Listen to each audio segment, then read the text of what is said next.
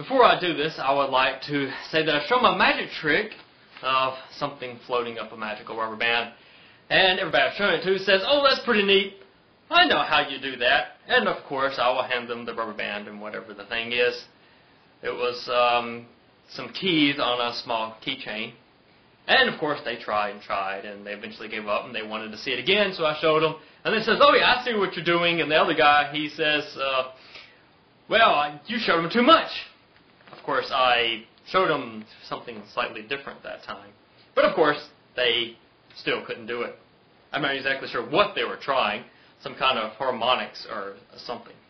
It was really just a string going around my finger that was pulling it up. I was just pushing down. No, it was really, I was wiggling it and it was shaking. No, it was really at a fan under, anyway. People had all kind of crazy ideas.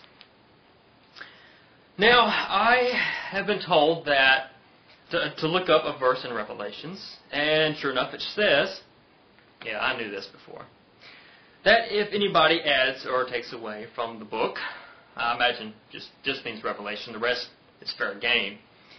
But it's so hard to understand anyway. I mean, Revelations, have you actually read this thing?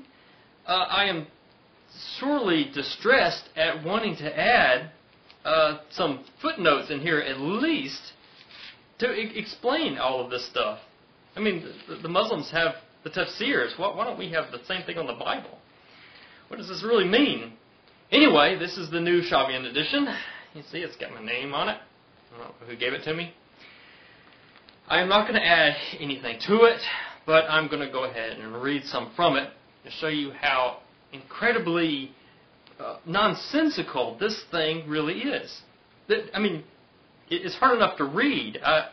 They've actually got a section here that was written in the original language. I don't know if you can see that. It's probably going to be kind of blurry. But even if you could see that, it was you wouldn't be able to read it. But anyway, here's chapter 17, about in the middle of it. If anybody has any idea of what this thing is actually talking about, feel free to say. "'Twas brillig in the slivy toves, did gyre and gimble in the wave. All mimsy were the borogoves, and the mome rats outgrave. Beware the jabberwock, my son, the jaws that bite, the claws that catch. Beware the jubjub bird, and shun the fumulous bandersnatch. And with his vorpal blade in hand, long time the maximum foe he sought. So rested he by the tumtum tree, and stood a while and thought.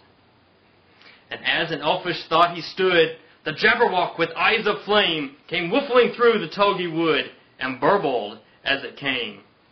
1, 2, 1, 2, and through, the vorpal blade went snicker-snack, and left it dead, and with its head he went a-galumping back. And hast thou slain the jabberwock? Come to my arms, my beamish boy, O frabjulous day, Callooh, Callay, he chortled in his joy. 'Twas brillig in the slivy toves, did gyre and gimble in the wave. All mimsy were the borogoves, and the mome rats outgrave. Yes, I think this needs to be, at least they have a pronunciation key on the back here, but I don't think that really helps in discerning the meaning of this. I mean, maps and all, the diagrams. It's got a picture of somebody killing something. At least I think that's what somebody figured that all that meant. Somebody was killing something, and it was whatever a bandersnatch is. It's the name of somebody or something. I don't know. But anyway, I think somebody needs to have their name taken out of the Book of Life, just so they can clear this up for us. I mean, sacrifice themselves, whatever the Book of Life is. I'm not sure. I guess it's kind of like a vorpal blade. And sacrifice themselves for the good of the rest of us, for our sanity, so we can determine what this thing means.